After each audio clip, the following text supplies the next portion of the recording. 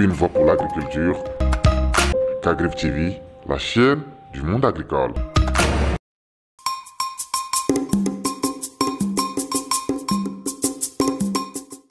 Ici, c'est la plaine de Diaglé, environ 10 km au nord-est de Lomé. Tous les jours, des dizaines de personnes travaillent dans ce bassin risicole.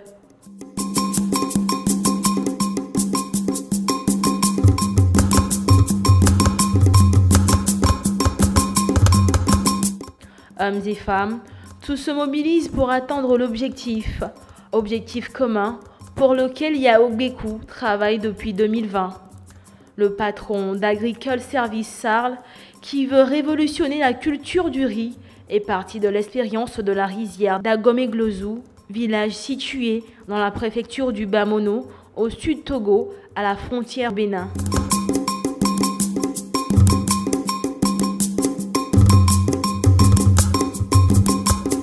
En 2020, l'État nous a sollicité à accompagner une entreprise qui travaille à Agomeglozu, dans la rizière d'Agomeglozu. Donc c'est pour cette idée que nous sommes venus à Agomeglozu. Nous avons travaillé là-bas pendant cette année et que les producteurs ont eu confiance par rapport à notre entreprise. Une histoire où on vécu, c'est un parcours de dur labeur et de don de soi qui caractérise l'exploit d'Agricole Service Sarl et son fondateur. Un parcours notable qui a poussé les institutions étatiques à affecter l'entreprise sur le nouveau site de Diaglé.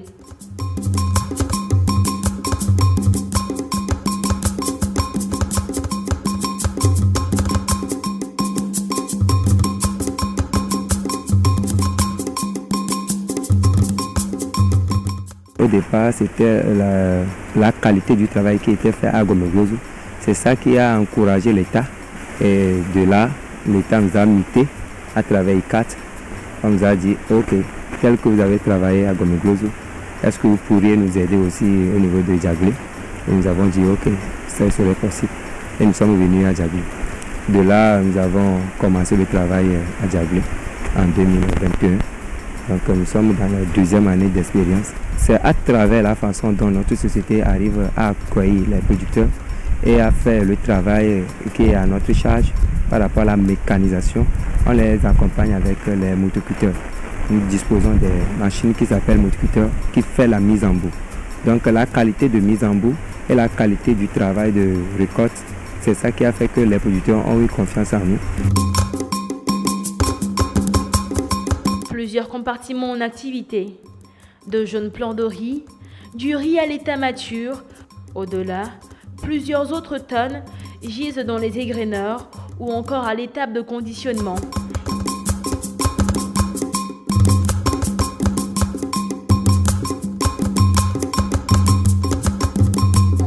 Ici, dans cette plaine, l'entreprise tourne à plein régime. La longue chaîne de production débouche sur la mise sur le marché togolais du riz Evo en octobre 2022. Disponible à ce jour dans les boutiques et magasins, ce riz lance un grand défi aux producteurs conscients de l'enjeu et veulent d'ores et déjà s'occuper de la première grande difficulté, la mécanisation. La mécanisation n'est pas tellement ce qu'on souhaitait parce que nos machines que nous utilisons, ce sont des petites machines. En voyant à l'allure du champ, nous n'allons plus faire quelque chose, une machine qui va nous servir, faire demi-hectare par jour, c'est insuffisant. Ce qui dit que si nous avons jusqu'à 6 machines, 10 machines, si une seule machine fait demi-hectare, donc les 10 peut-être ils vont faire 5 hectares par jour. Et il y aura aussi des pannes qui vont s'ingérer. Donc du coup, nous sommes tellement en retard aujourd'hui par rapport à la mécanisation.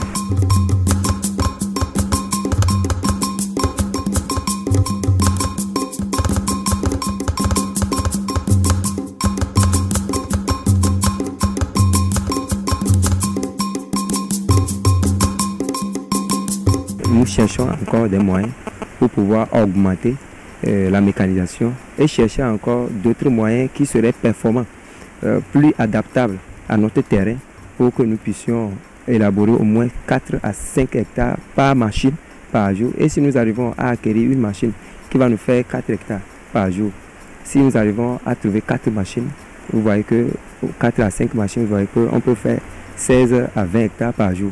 Et cela va faire que le travail serait continuel. Parce qu'il y a de l'eau en permanence. Donc il n'y aura pas une saison à laquelle on va dire que il ne pleut pas, on ne peut pas travailler. Nous, on a de l'eau en permanence. Donc la mécanisation va faire que le travail serait efficace et rapide.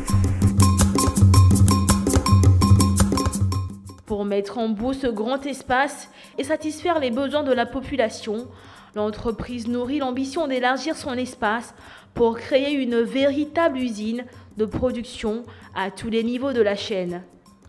Pour ce faire, c'est un appel crucial qui est lancé aux bailleurs de tous les horizons. Nous avons besoin tellement des engins, des machines pour pouvoir élargir le champ, pour pouvoir faire la rapidité des cultures. Maintenant, au niveau de la transformation, aujourd'hui nous ne pouvons pas faire des choses avec la main. Il faut qu'on aille à une vitesse supérieure. Donc l'usine de transformation du riz, ça serait nécessaire à laquelle on doit implanter ces usines-là. Pour que ça, quand ça sort directement au champ, ça va à l'usine et puis dans quelques heures, et puis ça rentre dans les assiettes. Le travail que nous avons fait jusqu'à ce jour, c'est des prêts de gauche à droite par rapport aux microfinances avec tout ce que nous pouvons développer pour pouvoir le faire. Tout ce que nous suivons actuellement, nous pouvons dire que le Togo est en marche par rapport à l'agriculture. Donc il va falloir que les jeunes rentrent dans ce domaine-là pour que nous puissions travailler ensemble et pouvoir nourrir notre pays.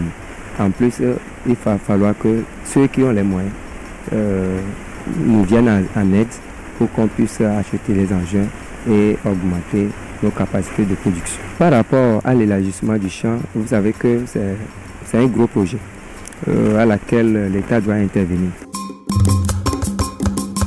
La preuve est bien là. C'est 285 hectares avec l'objectif d'atteindre les 1000 très prochainement. C'est aussi 15 coopératives et 385 personnes qui travaillent dans cette plaine rizicole pour nourrir des millions de populations. Au vu des enjeux, rien ne peut sauver cette entreprise qu'une participation active pour redonner un nouvel élan à l'agriculture togolaise.